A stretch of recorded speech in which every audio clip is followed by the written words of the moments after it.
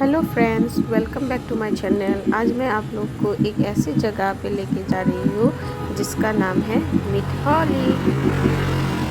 ये ऐसा एक जगह है जहाँ जो जोरहाट के ही टाउन में है और लोकेशन है इसका club road, Jorhat club road. बहुत लोगों को शायद पता भी है ये कौन सा लोकेशन है। चलो तो फिर हम लोग पहले एंट्रेंस देख लेते हैं। ये देखिए एंट्रेंस इसका कितना मस्त है।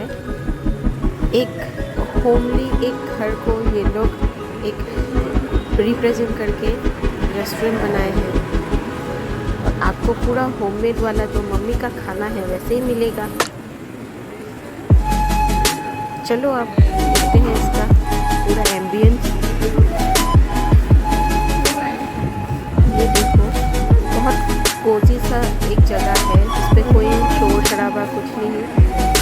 सब लोग यहाँ पे घर का खाना घर का मील एंजॉय करने के लिए आते हैं।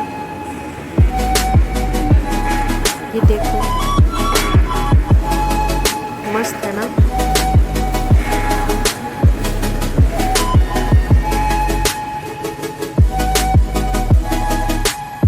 इसका खाना ये प्लेटिंग देखो इसका।